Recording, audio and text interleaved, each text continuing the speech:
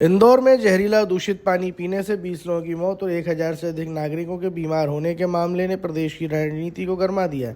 कांग्रेस ने इस त्रासदी को भाजपा सरकार की आपराधिक लापरवाही करार देते हुए 11 जनवरी 2026 को प्रदेश स्तरीय न्याय यात्रा निकालने का ऐलान किया है। कांग्रेस मीडिया विभाग के अध्यक्ष मुकेश नायक ने कहा कि मुख्यमंत्री डॉक्टर मोहन यादव इंदौर के प्रभारी मंत्री होने के बावजूद न तो जिम्मेदारी तय कर पा रहे हैं और न ही दोषियों पर कार्रवाई हो रही है। उन्होंने आरोप लगाया कि सरकार वास्तविक आंकड़ों को दबा रही है। अब तक केवल 4 पीड़ित परिवारों को ही 2-2 लाख रुपए का मुआवजा दिया गया, जो पीड़ितों के साथ अन्याय है। दबाव था, किस कारण से वर्क ऑर्डर में देरी हुई और निर्माण कार्य में देरी हुई और लोगों को मल मूत्र और का पानी पीना पड़ा, गटर का पानी पीना पड़ा। एक पूरे भारतवर्ष के लिए गाइडलाइन है कि अगर हैजा का बैक्टीरिया कहीं पाया जाए तो सबसे पहले सरकार की ये जिम्मेदारी बनती है और हेल्थ डिपार्टमेंट की ये जिम्मेदारी बनती है कि WHO को सूचित किया जाए कि हैजा के बैक्टीरिया पाए जा रहे हैं। मैं इस सरकार से पूछना चाहता हूं कि हैजा के बैक्टीरिया पाए जाने के बावजूद भी इन्होंने WHO को सूचना क्यों नहीं दी? WHO के संज्ञान में ये गंभीर मामले को क्यों नहीं लेके आए? पूरे इंदौर शहर की लीडरशिप मदमस्त हो गई है, मदहोश हो गई है, सत्ता के मद में चूर हो गई है और ये केवल इंदौर में जमीनों की हेरफेर, व्यापारियों की हेरफेर और चंदेबाजी में लगे हुए हैं। आज इंदौर की जनता इन नेताओं को चंदा दे दे के परेशान हो गई है। पहले कहा जाता था कि शिवराज सिंह मामा और बीजेपी के नेता और कार्यकर्ता चंदा मामा, और आज यही स्थिति पूरे राज्य में और इंदौर में सबसे ज्यादा इस दबाव को वहां के व्यापारी और आम लोग महसूस कर रहे हैं। आज दिनांक तक ऐसी कार्रवाई नहीं हुई कि जिससे जनता को ये लगे कि सरकार में कोई मानवता है, संवेदनशीलता है और ऐसे लोग जिन्होंने इतनी बड़ी गलती की है उस गलती की सजा देने की बजाय उसको ढकने का काम ये सरकार कर रही है। आप 20 लोगों की मृत्यु, और ये मृत्यु का क्रम केवल इन अभी भर नहीं है जब ये बैक्टीरिया का प्रभाव बढ़ा। पिछले 1 साल से लोग मर रहे हैं इस पानी को पीने से और 6 महीने पहले इसकी कंप्लेंट्स आई थी कि इस तरह का पानी पिलाया जा रहा है। अभी भी हजारों लोग अपने घरों में इलाज करा रहे हैं, हजारों लोग बीमार हैं। अगर जरा भी संवेदनशीलता है, सहृदयता है, मानवता है, तो मैं मध्य प्रदेश के मुख्यमंत्री जी से ये मांग करता हूं कि आज की तारीख तक ये आश्चर्य की बात है कि मेयर पर कोई कार्रवाई नहीं हुई जो सीधे जिम्मेदार है इसके लिए, और बजाय समस्या को हल करने के लिए एक गालियां बकना पत्रकार को, लोकतंत्र के चौथे स्तंभ को अपमानित करना, पत्रकारों को रिपोर्टिंग नहीं करने देना, पत्रकारों के माध्यम से सूचना जनता तक नहीं पहुंचने देना, ये अपराध है और इसके लिए कैलाश विजयवर्गीय को तत्काल अपने पद से हटाना चाहिए। हम लोग मांग जरूर कर रहे हैं लेकिन हमें कोई उम्मीद नहीं है कि इनको हटाएंगे।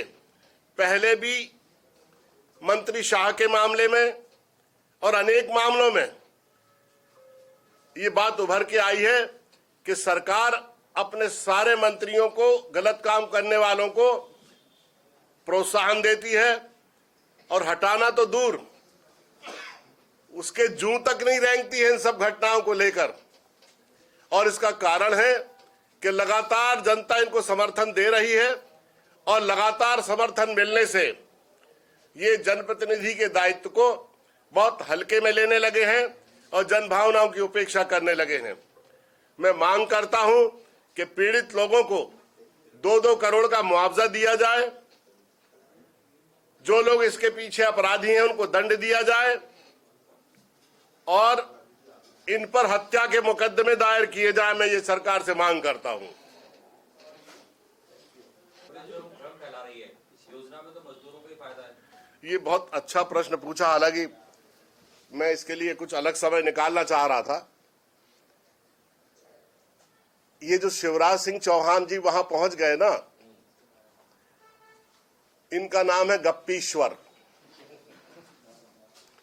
इनके बराबर गप्पे मारने वाला, उछल कूद करने वाला, जो इनको बोलने की ईश्वर ने क्षमता दी है उसका दुरुपयोग करने वाला, इनसे इनके बराबरी का कोई नेता भारतवर्ष में नहीं है।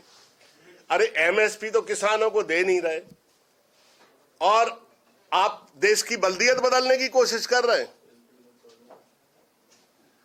आपको क्या अधिकार है कि राष्ट्रपिता का नाम बदल दें?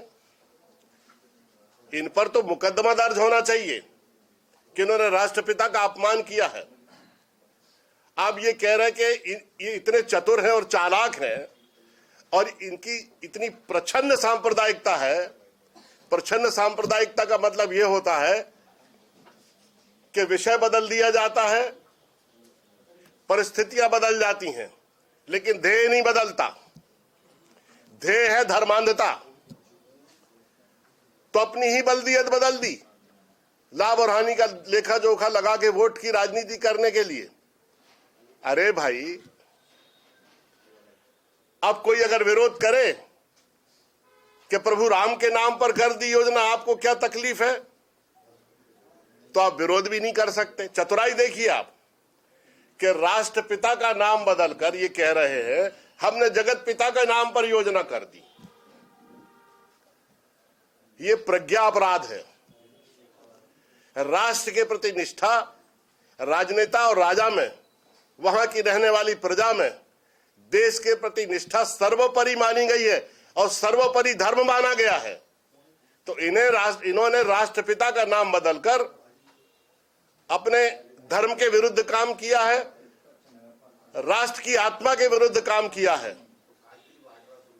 और मनरेगा योजना में 40% राज्य सरकार को देना है। हर महीने कर्ज लेके ये तनख्वाहें बांट रहे हैं, हितग्राही मूलक योजनाओं को पूरा कर रहे हैं, रेवड़ियां बांट रहे हैं।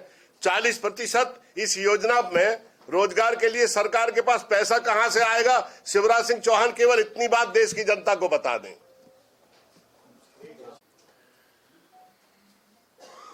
कल प्रदेश कांग्रेस कमेटी के अध्यक्ष जीतू पटवारी जी और प्रतिपक्ष के नेता उमंग सिंगार जी इंदौर के दौरे पर थे। जब पीड़ित लोगों से मिले तो बहुत दुख और वेदना हुई। आज दिनांक तक 20 लोगों की मृत्यु हो चुकी है और केवल 4 लोगों को 2-2 लाख रुपए मुआवजा दिया है। आपने खुद देखा कि जब जीतू पटवारी जी उनसे पूछ रहे थे तो वो खुद कह रहे थे कि सिर्फ हमें 2-2 लाख 4 लोगों को मुआवजा मिला है और मरने वालों की संख्या बढ़ती चली जा रही है। अभी भी लगभग 1000 लोग अलग अलग तरह से जीवन और मृत्यु से संघर्ष कर रहे हैं। ये घटना गटर का पानी पिलाने की घटना नई नहीं है। 6 महीने से पहले से कंप्लेंट आ रही हैं कि लोग मलमूत्र और गटर का पानी जनता को पिलाया जा रहा है, लेकिन ना तो नगर निगम ने संज्ञान लिया, ना प्रदेश सरकार ने संज्ञान लिया। सबसे दुख की बात यह है कि पहले नंबर के नेता मुख्यमंत्री जी प्रभारी हैं और दूसरे नंबर के नेता कैलाश विजयवर्गीय जी का विधानसभा क्षेत्र है, इंदौर उनका कार्य क्षेत्र है। उसके बावजूद भी इस तरह की घटना ये दर्शाती है कि प्रदेश की सरकार, मोहन यादव की सरकार, इनके मंत्री ये जनभावनाओं से जुड़े हुए नहीं है।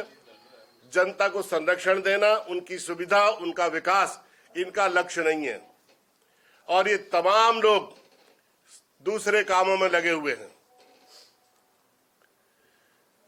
आप ये देखिए कि 6 महीने से महापौर के कार्यालय में उस टेंडर के स्वीकृति की फाइल पड़ी हुई है।